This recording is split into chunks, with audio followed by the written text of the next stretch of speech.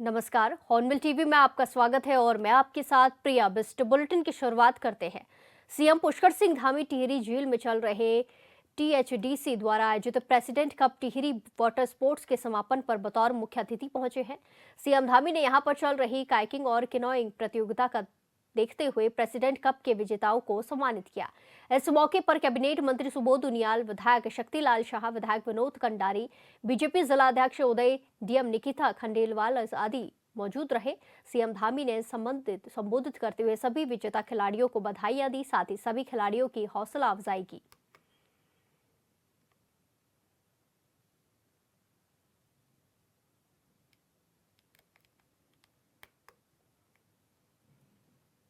देहरादून में अखिल भारतीय विद्यार्थी परिषद के 71वें राष्ट्रीय अधिवेशन और प्रोफेसर यशवंत राव केलकर युवा पुरस्कार समारोह का आयोजन किया गया।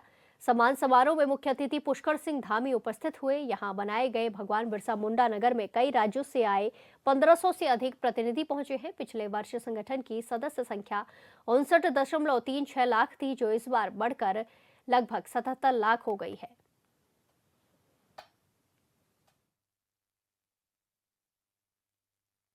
भारत में सांस्कृतिक पुनर्जागरण, सामाजिक समरसता, राष्ट्र गौरव और राष्ट्रनिष्ठ सेवा की ऐसी दिव्य धारा प्रवाहित की, जिसने देश के कोने कोने में राष्ट्रीय चेतना की अखंड ज्योति को प्रज्वलित करने का काम किया है। और संघ की दिव्य धारा से ही 1949 में अखिल भारतीय विद्यार्थी परिषद का निर्माण हुआ, अखिल भारतीय विद्यार्थी परिषद की स्थापना हुई। और स्वतंत्र भारत के इतिहास में जब देश एक नए युग की ओर बढ़ रहा था, ऐसे समय में राष्ट्र निर्माण, समाज सुधार और सांस्कृतिक जागरण के लिए संगठित, जागरूक, संस्कारित और राष्ट्रवादी जो उस समय छात्र शक्ति की आवश्यकता थी, छात्रों के बीच में एक ऐसे संगठन की आवश्यकता थी जो छात्रों के बीच में जाकर राष्ट्र भावनाओं को प्रथम मानकर काम करने वाले, छात्रों को देश सेवा के लिए प्रेरित करे, देश के लिए कुछ काम करने के लिए प्रेरित करे। इसी को ध्यान में रखते हुए परम पूज्य गुरु जी ने उस समय कुछ स्वयंसेवकों के साथ समर्पित युवाओं और शिक्षकों को विद्यार्थी परिषद की आधारशिला रखने की जिम्मेदारी सौंपी। और श्रद्धेय बलराव माधोक जी, प्रोफेसर यशवंत राव केलकर जी ज्ञानशील एकता के त्रिदेव सिद्धांत को अपनाकर विद्यार्थी परिषद को एक संगठित, राष्ट्रवादी, चरित्रवान छात्र शक्ति के रूप में स्थापित करने में अपनी बहुत महत्वपूर्ण भूमिका निभाई। और उस समय एक पौधे के रूप में रोपा गया ये छोटा सा पौधा आज दुनिया का सबसे बड़ा विद्यार्थियों का संगठन बन गया है। साथियों, अखिल भारतीय विद्यार्थी परिषद एक ऐसा संगठन है जिसने 7 दशक से भी अधिक समय तक राष्ट्र व्यक्ति निर्माण से राष्ट्र निर्माण का कार्य अनवरत रूप से आगे बढ़ाया है। और विद्यार्थी परिषद केवल छात्र मुद्दों तक ही सीमित नहीं रहा है। जब जब समाज को, देश को जैसी आवश्यकता हुई है, उस आवश्यकता के अनुसार विद्यार्थी परिषद ने देश और समाज के सामने आने वाली हर चुनौती को अपनी चुनौती मानकर मैदान में उतरकर उन चुनौतियों का सामना किया है, उन चुनौतियों पर काम करने का काम किया है।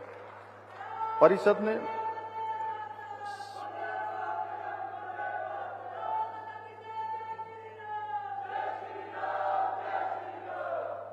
ने छात्र शक्ति को जागृत, संगठित और संस्कारित करने का कार्य किया है, ताकि वो चरित्रवान, कर्तव्यनिष्ठ और राष्ट्रभक्त नागरिक बनकर देश की उन्नति में अपना योगदान दें। विद्यार्थी परिषद ने युवा पीढ़ी को सदैव राष्ट्र प्रथम की भावना को उनके अंदर पूरी तरह से रोपित करने का काम किया है। देश के प्रत्येक कोने में आज शिक्षा के मंदिरों से लेकर देश की सीमाओं तक परिषद के कार्यकर्ता राष्ट्र निर्माण के लिए समर्पित होकर अपना योगदान दे रहे हैं। और परिषद एक ऐसा संगठन है जो विद्यार्थियों के बीच में रहकर उनमें समाज, राष्ट्र के सम्मुख आने वाली चुनौतियों को अपना मानकर डट कर मुकाबला करने के लिए इस भावना को विकसित करने का काम कर रहा है। जब भी समाज को, राष्ट्र को, छात्र छात्राओं की जरूरत पड़ी है, तब विद्यार्थी परिषद ने ढाल बनकर चुनौतियों का सामना किया है, देशव्यापी आंदोलनों का नेतृत्व किया है और इसी वर्ष हम लोगों ने आपातकाल के 50 साल पूरे होने के संबंध में पूरे देश भर के अंदर अनेक कार्यक्रमों का आयोजन किया। आपातकाल के समय में विद्यार्थी परिषद की भूमिका भारतीय लोकतंत्र के इतिहास में सदैव स्वर्ण अक्षरों से अंकित की जाएगी। हजारों कार्यकर्ताओं ने जेलें भरी, यातनाएं सही, अंधकार के उस काले दौर में भी, लेकिन लोकतंत्र की लौ को कम नहीं होने दिया, उसको बुझने नहीं दिया। विद्यार्थी परिषद ने बीते 7 दशकों में विद्यार्थियों को शिक्षा, संस्कार, स्वावलंबन प्रदान करने में बहुत महत्वपूर्ण भूमिका निभाई है। परिषद ने अपने स्थापना काल से ही समाज और राष्ट्र हित में बड़े परिवर्तन लाने की अद्भुत अग्रदूत के रूप में हमेशा काम किया है। चाहे स्कूल हो, कॉलेज हो, विश्वविद्यालय हो, परिषद के कार्यकर्ताओं ने छात्रों के भीतर राष्ट्रवाद की अलग को जगाने का अतुलनीय कार्य किया है। आज हम पहले पूर्वोत्तर के कुछ राज्यों में जाते थे, मैं भी पूर्वोत्तर के राज्यों में जाने का मुझे अवसर मिला है, तो वहां पर भारत माता के नारे जितनी जोर से आज लगते हैं उसमें बहुत न्यूनता होती थी। अगर आज पूरे देश के अंदर भारत माता के जय का नारा देने का काम और प्रत्येक विद्यार्थी के होंठों पर कोई कार्यक्रम शुरू होता है तो वो जयकार, भारत माता की जय का नारा देने का काम भी आप जैसे परिषद के कार्यकर्ता ही करते हैं।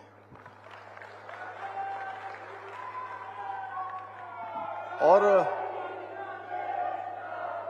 विश्व में कोई ऐसा संगठन नहीं है, विश्व में कोई ऐसा संगठन नहीं है जिसके पास युवाओं की इतनी बड़ी टीम हो जितनी परिषद के पास है। इसलिए साथियों अब हमें अपनी इस शक्ति को भारत के निर्माण में लगाना है, विकसित भारत के संकल्प को सिद्धि तक पहुंचाने में लगाना है। साथियों, आज भारत की युवा शक्ति हमारे राष्ट्र की सबसे बड़ी शक्ति कोई है तो हमारी युवा शक्ति है, जो हमारी सबसे बड़ी पूंजी है, जो अपने प्रतिभा से, अपने संकल्प के बल पर सशक्त, समृद्ध और आत्मनिर्भर भारत के स्वप्न को साकार करने की क्षमता रखती है। यदि इस ऊर्जा को सही दिशा में लगाया जाए, सही मार्गदर्शन किया जाए, तो हमारा देश न केवल एक आर्थिक महाशक्ति के रूप में उभरेगा, बल्कि फिर से जो हम बार बार कहते हैं, भारत विश्वगुरु था, भारत सोने की चिड़िया था, भारत फिर से विश्वगुरु बन जाएगा। उस मार्ग पर भारत आगे बढ़ चुका है। और स्वामी विवेकानंद जी ने कहा था कि युवा शक्ति ऊर्जा के असीम सागर के समान है। युवाओं के अंतर अनंत ऊर्जा है और उनकी जो क्षमता है वो अनंत है। मेरा मानना है इस ऊर्जा को सही दिशा में उपयोग करके ही हम एक भारत श्रेष्ठ भारत के सपने को साकार कर सकते हैं। साथियों, आज आदरणीय प्रधानमंत्री जी के नेतृत्व में, श्री नरेंद्र मोदी जी के नेतृत्व में एक कर्मशील नेतृत्व, एक विजनरी दूरदर्शी नेतृत्व, युवा शक्ति को राष्ट्र शक्ति मानकर विकसित और आत्मनिर्भर भारत के निर्माण की दिशा में निरंतर कार्य किया जा रहा है। आज startup India, skill India, digital India, make in India, fit India और नई शिक्षा नीति जैसी अनेक योजनाओं के माध्यम से युवाओं को उनकी प्रतिभा की क्षमता के अनुसार अवसर प्रदान किए जा रहे हैं। इसी के साथ खबरों में आगे बढ़ते हैं। पीएम मोदी ने मन की बात के 128वें संस्करण में उत्तराखंड के प्रति अपने विशेष स्नेह को प्रकट करते हुए राज्य के विंटर टूरिज्म, साहसिक खेलों, वेडिंग डेस्टिनेशन और तेजी से बढ़ती पर्यटन संभावनाओं का उल्लेख किया, जिसको लेकर सीएम पुष्कर सिंह धामी ने पीएम मोदी का आभार जताया। उन्होंने कहा कि उत्तराखंड की बढ़ती लोकप्रियता से लेकर आदि कैलाश अल्ट्रा मैराथन और आगामी विंटर गेम्स के साथ ही वेडिंग डेस्टिनेशन के रूप में देवभूमि की उभरती पहचान पर प्रधानमंत्री के विचार प्रदेश के पर्यटन क्षेत्र को नई दिशा देते हैं।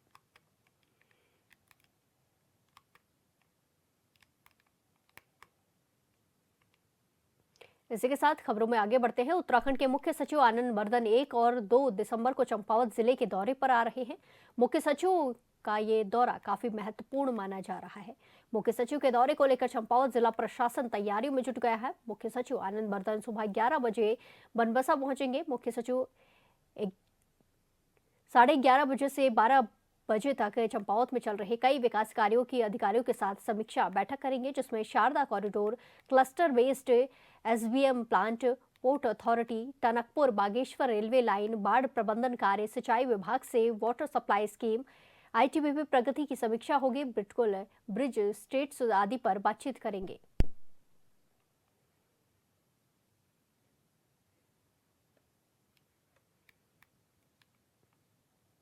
अब वक्त एक छोटे से ब्रेक का, फिर लौटेंगे कुछ खबरों के साथ। बने रहिए हमारे साथ। राष्ट्रीय लोक अदालत का आयोजन 13 दिसंबर को हरिद्वार में जिला विधिक सेवा प्राधिकरण के तत्वाधान में किया जाएगा। इसे सफल बनाने के लिए सभी तैयारियां पूरी कर ली जा चुकी है, ताकि ज्यादा से ज्यादा लोगों को राहत मिल सके। इस अवसर पर सहूलियनी वादों का निपटारा आपसी सहमति और समझौते के आधार पर किया जाएगा, जिससे पक्षकारों को समय और धन की बचत हो सके। जिला विधिक सेवा प्राधिकरण की सचिव सिमरनजीत कौर ने बताया कि ये साल की चौथी और अंतिम राष्ट्रीय लोक अदालत होगी, जिसमें एक न्यायिक अधिकारी और एक अधिवक्ता मिलकर मामलों का निस्तारण करते हैं। उन्होंने बताया कि ये आरटीओ और मोटर व्हीकल्स एक्ट से संबंधित चालानों के साथ साथ बिजली विभाग से जुड़े मामलों का भी समाधान इसी दिन किया जाता है। सेशन न्यायालय में लंबित कई प्रकरण इस प्रक्रिया से निपट जाते हैं। सचिव ने बताया कि जब दोनों पक्ष अदालत में उपस्थित होकर सुलह के लिए तैयार होते हैं तो मामला तुरंत निस्तारित कर दिया जाता है। कई मामले अदालत में जाने से पहले ही समझौते के माध्यम से हल हो जाते हैं। उन्होंने कहा कि लोन, वाटर बिल समेत विभिन्न वित्तीय मामलों के निस्तारण के लिए डीएलएसए के सभागार में विशेष व्यवस्था की जाती है। जो हमारे इस साल की चौथी व आखिरी राष्ट्रीय लोक अदालत है, उसका आयोजन 13 दिसंबर 2025 को होने जा रहा है, जिसमें हमारे जितने भी शमनी प्रकृति के वाद है उनका निस्तारण होता है सुलह समझौते के आधार पर। तो इसमें हमारी जनरली बेंचेस बनती हैं, जिसमें एक न्यायिक अधिकारी और एक अधिवक्ता होते हैं, जो कि एक बेंच के फॉर्म में, एक पीठ के फॉर्म में इन मामलों को दोनों पक्षों की आपसी सहमति से इनका निस्तारण करते हैं। और इसमें साथ ही साथ आरटीओ संबंधी चालान या हमारे जो एमवी एक्ट से संबंधित चालान है, उनको भी हमारे जो भी एसएसपी महोदय द्वारा एक नामित जो भी अधिकृत सिग्नेटरी होते हैं उनको इसमें नामित किया जाता है, तो वो कंपाउंडिंग के लिए आते हैं। ठीक उसी प्रकार से आरटीओ विभाग से भी एक नामित अधिकारी यहाँ पर जो कि कंपाउंडिंग करते हैं वो आते हैं। तो ऐसे में जितने भी हमारे मोटर वाहन संबंधी मामले उनका निस्तारण नहीं होता है। ठीक उसी प्रकार माननीय सेशन न्यायालय में जो हमारे इलेक्ट्रिसिटी विभाग से संबंधित मामले हैं, उसमें भी जो शमनी प्रकृति के मामले हैं उनका निस्तारण वहीं पर हो जाता है। हरिद्वार जिला गंगा संरक्षण समिति की बैठक जिला कार्यालय सभागार में मुख्य विकास अधिकारी ललित नारायण मिश्र की अध्यक्षता में आयोजित हुई, जिसमें गंगा को स्वच्छ और निर्मल बनाए रखने पर विशेष जोर दिया गया। अधिकारियों को निर्देश दिए गए कि किसी भी स्थिति में नालों का गंदा पानी और कूड़ा कचरा गंगा में ना जाए, साफ सफाई व्यवस्था मजबूत करने और जनता को जागरूक करने पर बल दिया जाए। गंगा में कचरा फेंकने वालों पर नियमानुसार कार्रवाई सुनिश्चित करने के निर्देश भी दिए गए हैं। वहीं मुख्य विकास अधिकारी ने कहा कि घाटों पर हुए अतिक्रमण को तुरंत हटाया जाए। सिंचाई विभाग उत्तर प्रदेश को अपने क्षेत्र से संबंधित मरम्मत और सौंदर्यीकरण प्रस्ताव उपलब्ध कराने को कहा गया है।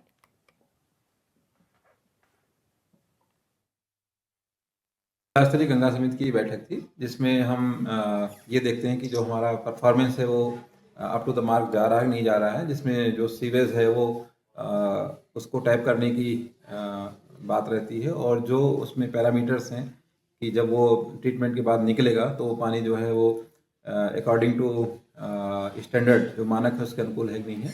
दूसरा इसमें रहता है कि जो हमारे गंगा के किनारे साफ सफाई की व्यवस्था है, ख़ासतौर से अगर हम बात करें कि जो रिवर बैंक्स हैं, घाट्स हैं, उनको मॉनिटर करने की व्यवस्था होती है।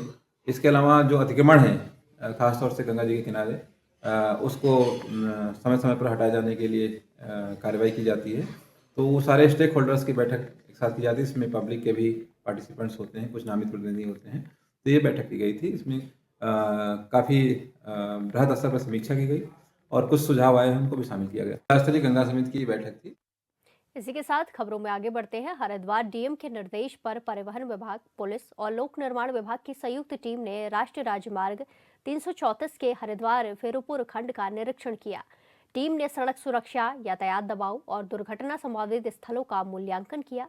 निरीक्षण में देश रक्षक तिराहा, बूढ़ी माता मंदिर तिराहा, Raja garden, mango farm, S band और जिया पोटा क्षेत्र में अत्यधिक ट्रैफिक दबाव पाया गया, जहां ब्लिंकर, रिबन स्ट्रिप्स और अन्य ट्रैफिक क्लेमिंग उपयोगों की जरूरत महसूस की गई है। कई आबादी वाले हिस्सों में अतिक्रमण मिलने पर इसे हटाने के प्रस्ताव भी तैयार किए गए हैं। स्कूलों और घनी आबादी वाले क्षेत्रों के पास स्पीड लाइट्स और चेतावनी चिन्ह लगाए जाने के निर्देश भी दिए गए हैं और जरूरत भी जताई गई है।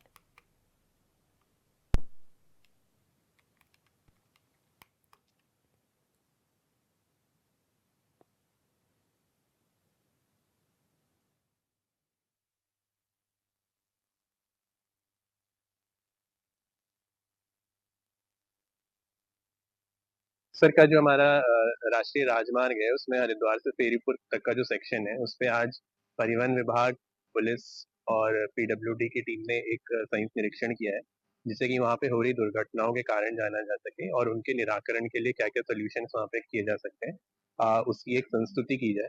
जो हमारी रोड सेफ्टी कमेटी होती है उसके समक्ष ये संस्तुति की जाएगी और वहाँ पे इस रिपोर्ट के अनुसार उस रोड पे सेफ्टी मेजर्स लेने के फैसले लिए जाएंगे। सर आने वाले हाँ, अभी जितने भी हमारे यहाँ पे रोड्स हैं फंक्शनल हैं, चाहे वो स्टेट हाईवेज हो, चाहे वो नेशनल हाईवेज हो या चाहे वो डिस्ट्रिक्ट रोड्स भी हो, हम एक अभियान के तौर पे सभी रोड्स का निरीक्षण करेंगे। अभी ये जो हमारा पर्टिकुलर मार्ग है इस पे ज्यादा एक्सीडेंट्स की खबरें जैसे कि आ रही हैं पिछले कुछ दिनों में। अभी परसों भी वहाँ पे एक एक्सीडेंट हुआ था, तो वहाँ के जो स्थानीय लोग हैं उनकी भी एक मांग थी और उस स्थान पे बहुत सारे स्कूल्स भी हैं, तो इन्हीं सब चीजों के मद्देनजर आज वहाँ पे ये प्राथमिकता के साथ निरीक्षण किया गया है और जल्दी ही जो भी सुधार इसमें रिकमेंड किए जाएंगे वो रिपोर्ट रख दी जाएगी डिस्ट्रिक्ट रोड सेफ्टी कमेटी के सामने और उसमें जो भी सुधार होंगे उन पे इम्प्लीमेंट किया जाएगा। हरिद्वार के विकास भवन में मुख्य विकास अधिकारी डॉक्टर ललित नारायण मिश्र की अध्यक्षता में अहम बैठक की गई, जिसमें जिले में प्रस्तावित सहकारिता मेले 2025 की तैयारियों पर चर्चा हुई। ये मेला 2 दिसंबर से 8 दिसंबर तक ऋषिकुल मैदान में आयोजित किया जाएगा। मेले में तमाम वर्गों के स्टूडेंट, युवा, किसान, स्वयं सहायता समूह की महिलाएं और अन्य प्रतिभागी बढ़ चढ़कर हिस्सा लेंगे। इस योजना का उद्देश्य सहकारिता की थीम को व्यापक स्तर पर प्रचारित करना है, क्योंकि ये वर्ष अंतर्राष्ट्रीय सहकारिता वर्ष के रूप में मनाया जा रहा है। इसी कारण मेले का महत्व और ज्यादा बढ़ जाता है।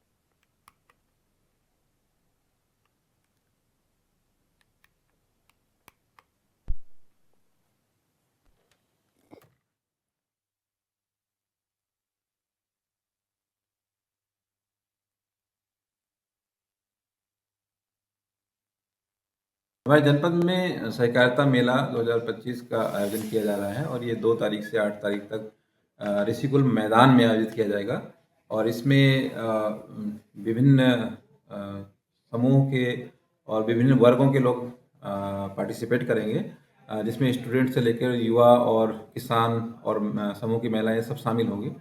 और इसका उद्देश्य है कि सहकारिता की जो हमारी थीम है उसको व्यापक स्तर पर प्रचारित प्रसारित किया जाए, क्योंकि ये वर्ष अंतर्राष्ट्रीय सहकारिता वर्ष के रूप में मनाया जा रहा है, इसलिए इस मेले की महत्ता बढ़ जाती है और हम उम्मीद करते हैं कि इसमें बढ़ चढ़ के पार्टिसिपेशन होगा और लोगों को इसका लाभ मिलेगा। आज यहाँ विकास भवन में जो बैठक आयोजित की गई है, हमारे इस हरिद्वार जनपद में एक सहकारिता मेले का आयोजन किया गया है 2 तारीख को, जिसका उद्घाटन माननीय मुख्यमंत्री जी करेंगे और माननीय सहकारिता मंत्री जी इस उद्घाटन कार्यक्रम में रहेंगे। ये ऋषिकुल मैदान में चलने वाला ये सहकारिता मेला 2 तारीख से 8 तारीख तक चलेगा। प्रातः 10 बजे से रात्रि 10 बजे तक चलेगा और इसमें सहकारिता को बढ़ाने के उद्देश्य से कई तरह के सांस्कृतिक कार्यक्रम होंगे, कई तरह के स्टॉल सरकारी लगाए जाएंगे। जो हमारे स्थानीय उत्पाद हैं, स्थानीय कृषकों के जो उत्पाद हैं, स्वरोजगार को बढ़ाने के लिए, उनको आत्मनिर्भर बनाने के लिए अनेक ऐसे प्रकल्प जिनका आयोजन हमारे वहाँ पर मेले में होगा। अनेक सांस्कृतिक कार्यक्रम होंगे, चूँकि हरिद्वार योग नगरी है तो योग से जुड़े हुए कार्यक्रम भी वहाँ पर होंगे। महिला मंगल दल, युवा मंगल दल द्वारा भी अपनी प्रतिभाओं का वहाँ प्रकटीकरण किया जाएगा। तो निश्चित रूप से इस हरिद्वार की पावन धरा पर 2 तारीख से लेकर 8 तारीख तक एक ऐतिहासिक सहकारिता मेला आयोजित होने जा रहा है। इसी के साथ खबरों में आगे बढ़ते हैं। हल्द्वानी में एनआईए की ओर से बीती रात हिरासत में लिए गए बनभुलपुरा से एक मौलाना कासिम समेत दूसरे व्यक्ति को विस्तृत पूछताछ के बाद छोड़ दिया गया है। दोनों से राष्ट्रीय सुरक्षा से जुड़े तमाम पहलुओं पर जानकारी ली गई, पूछताछ की गई। एजेंसी की ओर से पूछताछ पूरी होने के बाद दोनों को नियम के अनुसार छोड़ दिया गया है।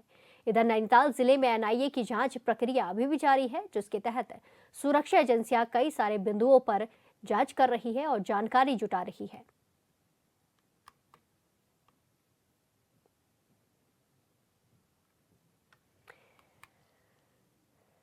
हल्द्वानी में एनआईए ने मौलाना को हिरासत में लिया था, जिसके बाद चलते उन्हें पूछताछ के लिए थाने लेके गई थी, जहां पूछताछ के बाद मौलाना को नियम के अनुसार छोड़ दिया गया। और हल्द्वानी में कार्रवाई के बाद कार्रवाई नैनीताल में भी देखने को मिली, जहां नैनीताल जिले में एनआईए की जांच प्रक्रिया अभी भी जारी चल रही है, जहां लगातार सुरक्षा एजेंसियां हर एक बिंदु पर जांच कर रही है। आपको बता दें कि बीते दिन हल्द्वानी के बनभुलपुरा से एक मौलाना को गिरफ्तार किया गया था, जिसके चलते उनसे पूछताछ की गई। ऐसा माना जा रहा था कि इनकी संलिप्तता किसी बड़ी घटना में हो सकती है, जिसके चलते पूछताछ के लिए उन्हें हिरासत में लिया गया। पूछताछ के कई घंटे बाद उन्हें नियम के अनुसार छोड़ दिया गया है। इसी के बाद नैनीताल में भी एनआईए की जांच जारी रही, जहां एनआईए ने एक मौलवी को हिरासत में लिया और पूछताछ की, कई घंटों तक पूछताछ की गई और इसके बाद उस मौलवी को भी छोड़ दिया गया। वहीं अभी भी नैनीताल जिले में एनआईए की जांच चल रही है। राष्ट्रीय सुरक्षा दिवस के लिए बुलाया गया था और जो लैपटॉप वगैरह मोबाइल वगैरह भी वो ले गए थे और जो पूछताछ हुई उसको ऑपरेट किया गया। इस बुलेटिन में फिलहाल के लिए इतना ही। बाकी तमाम खबरों के लिए देखते रहिए हॉर्नबिल टीवी। नमस्कार।